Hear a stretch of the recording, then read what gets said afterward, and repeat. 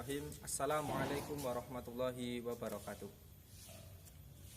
Alhamdulillah wassalatu wassalamu ala rasulillah wa ala alihi wa man walah ila yaumil qiyamah.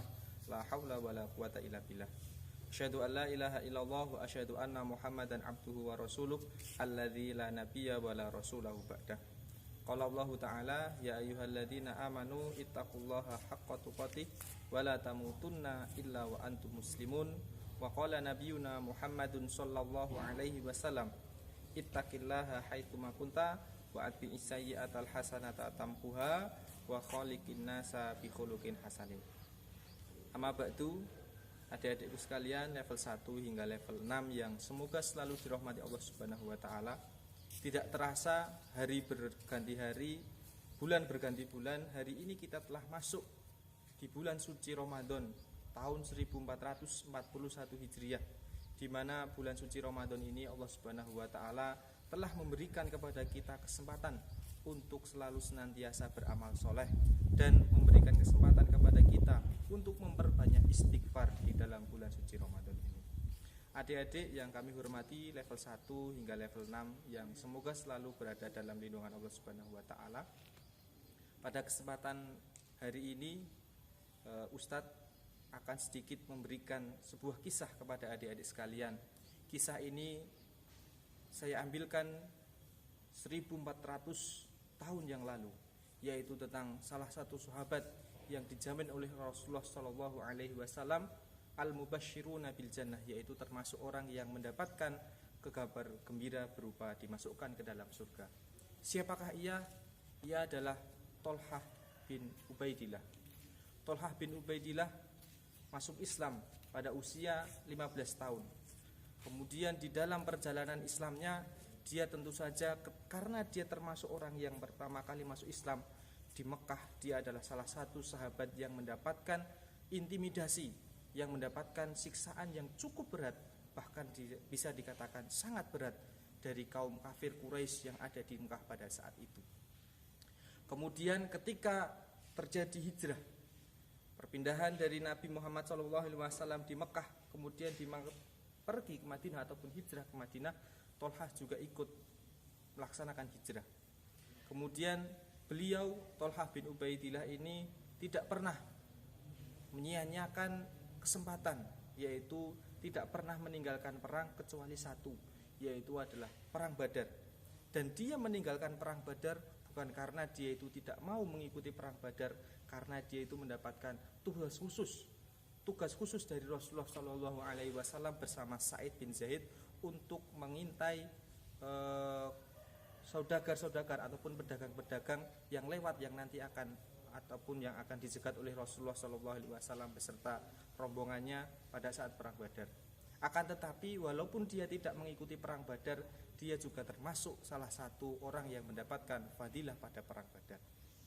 Kemudian salah satu kisah yang cukup terkenal, yang sangat heroik dari seorang Thalhah bin Ubaidillah itu adalah pada saat perang Uhud, di mana dia pada saat perang Badar tidak ikut. Di perang yang kedua ini dia tidak mau menyia-nyiakan kesempatan. Dia ikut dalam perang Uhud, di mana kita tahu pada perang Uhud ini adalah perang di mana Rasulullah mengalami kekalahan. Satu-satunya perang di mana Rasulullah itu mengalami kekalahan adalah pada saat perang Uhud.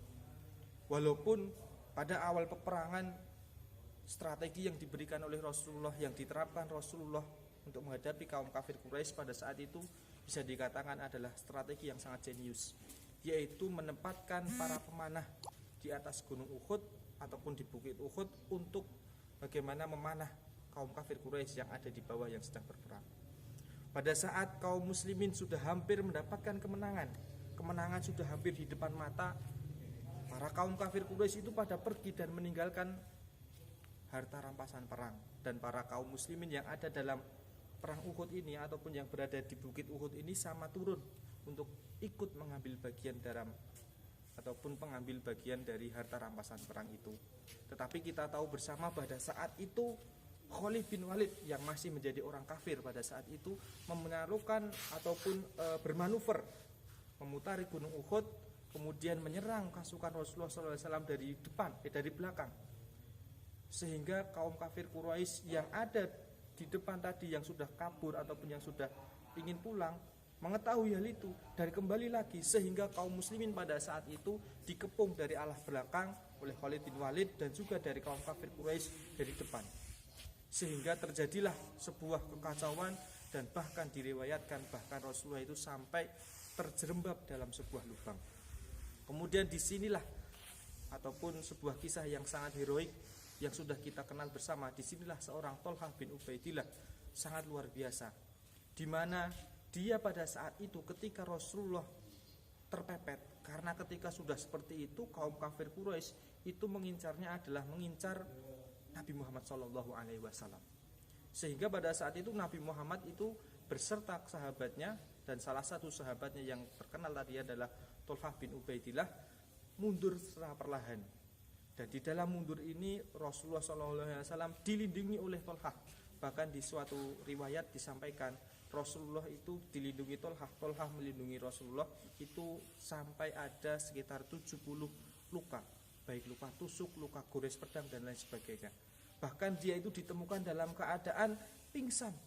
Bahkan para sahabat yang lain sudah mengira bahwa Thalhah ini sudah menemui ajalnya ataupun mati syahid, tapi ternyata dia bisa bangkit lagi untuk melindungi Rasulullah SAW. Sehingga setelah peristiwa itu Thalhah bin Ubaidillah mendapatkan julukan, yaitu adalah Asy-Syahidul Hayy, yaitu adalah orang yang mati syahid tetapi dirinya masih hidup. Adik-adik level 1 hingga level 6 yang Ustaz cintai dan semoga dirahmati Allah Subhanahu wa taala, itu adalah salah satu contoh sebuah kisah heroik dari seorang Thalhah bin Ubaidillah. Thalhah bin Ubaidillah juga dikenal sebagai orang yang sangat dermawan, di mana dia itu tidak pernah merasa aman, tidak pernah merasa nyaman ketika memiliki harta di malam hari, sehingga dia ingin segera untuk mendermakan hartanya, mensodakohkan hartanya, sehingga dia juga mendapatkan julukan adalah Al-Fayyad, yaitu adalah orang yang berlimpah ataupun orang yang dermawan. Adik-adikku sekalian level 1 hingga level 6 yang Ustadz cintai dan Ustadz banggakan, mungkin itu sedikit yang Ustadz dapat sampaikan pada kesempatan hari ini terkait dengan salah satu orang ataupun salah satu sahabat yang dijamin oleh Rasulullah SAW masuk surga, yaitu yang bernama Thalhah bin Ubaidillah.